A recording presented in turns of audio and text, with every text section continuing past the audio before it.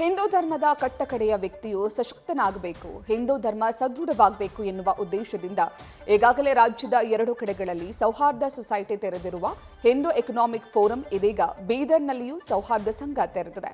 ಬೀದರ್ನಲ್ಲಿ ಸರ್ದಾರ್ ವಲ್ಲಭಭಾಯಿ ಪಟೇಲ್ ಸೌಹಾರ್ದ ಸಂಘ ನಿಯಮಿತ ಆರಂಭಿಸಿದೆ.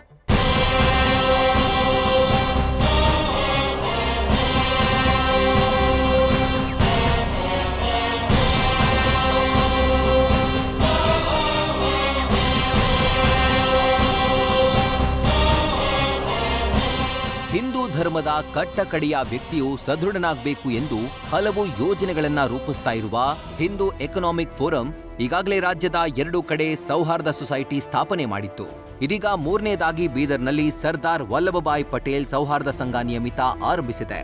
ಬೀದರ್ ದಕ್ಷಿಣ ಕ್ಷೇತ್ರದ ಶಾಸಕ ಶೈಲೇಂದ್ರ ಬೆಲ್ದಾಳೆ ದೀಪ ಬೆಳಗಿಸುವ ಮೂಲಕ ಉದ್ಘಾಟನೆ ನೆರವೇರಿಸಿದ್ರು.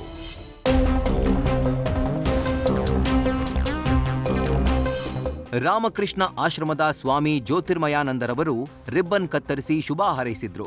ಬ್ಯಾಂಕ್ನ ಅಧ್ಯಕ್ಷ ಸೋಮಶೇಖರ್ ಪಾಟೀಲ್ ಗಾದಗಿ ಮಾತನಾಡಿ, ಧರ್ಮದ ಅಭಿವೃದ್ಧಿಗಾಗಿ ಬ್ಯಾಂಕ್ ಆರಂಭಗೊಂಡಿದ್ದು ಎಲ್ಲರೂ ಸದುಪಯೋಗ ಪಡಿಸಿಕೊಳ್ಳಲು ಕರೆ ಕೊಟ್ಟರು. ಎಕನಾಮಿಕ್ ಫೋರಂ ಅಡಿಯಲ್ಲಿ ಸರ್ದಾರ್ ವಲ್ಲಭಭಾಯಿ ಪಟೇಲ್ ಸೌಹಾರ್ದ ನಿಯಮಿತ ಬ್ಯಾಂಕ್ ಓಪನ್ ಮಾಡಿವಿ.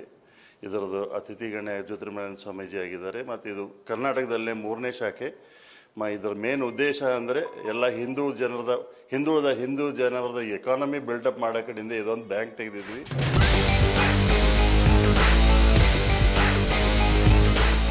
ಬೀದರ್ನ ಚಿಕ್ಕಪೇಟ ರಸ್ತೆಯಲ್ಲಿ ಸೊಸೈಟಿ ಆರಂಭಗೊಂಡಿದ್ದು ಹಿಂದೂ ಸಮಾಜದ ಅಭಿವೃದ್ಧಿಗಾಗಿ ಏಳಿಗೆಗಾಗಿ ಸಹಕಾರಿಯಾಗಬೇಕೆಂಬುದು ಮೂಲ ಉದ್ದೇಶ. ಹಿಂದೂ ಸಮುದಾಯದಲ್ಲಿನ ಚಿಕ್ಕ ವ್ಯಾಪಾರಸ್ಥರು ನೂತನ ಉದ್ಯಮ ಆರಂಭಿಸುವ ಇಚ್ಛೆ ಉಳ್ಳವರಿಗಾಗಿ ದೊಡ್ಡ ವೇದಿಕೆಯಾಗಿ ಕಾರ್ಯನಿರ್ವಹಿಸುವ ಕೆಲಸವನ್ನ ಹಿಂದೂ ಎಕನಾಮಿಕ್ ಫೋರಂ ಆರಂಭಿಸಿರುವ ಸೊಸೈಟಿಗಳು ಮಾಡಲಿವೆ. ಮೂಲ ಧ್ಯೇಯೋದ್ದೇಶ ಅಂದರೆ ಹಿಂದೂ ಜನರಿಗೆ ಹಿಂದೂ ಎಕನಾಮಿಕ್ ಫೋರಂ ಅಡಿಯಲ್ಲಿ ಹಿಂದೂ ಏನು ಬಡ ಕುಟುಂಬಗಳಿದ್ದಾವೆ ಅವಕ್ಕೆ ಒಂದು ಹೆಲ್ಪ್ ಮಾಡಿ, ಆ ಕುಟುಂಬಗಳಿಗೆ ಒಂದು ಫೈನಾನ್ಷಿಯಲ್ ಸಪೋರ್ಟ್ ಮಾಡಿ ಅವರು ಬಿಸ್ನೆಸ್ನಲ್ಲಿ ಸ್ಟ್ಯಾಂಡ್ ಆಗಲಿಕ್ಕೆ ಈ ಬ್ಯಾಂಕ್ ಸಹಕಾರ ಮಾಡಬೇಕಂತೆ ಅವ್ರದ್ದೊಂದು ಉದ್ದೇಶ.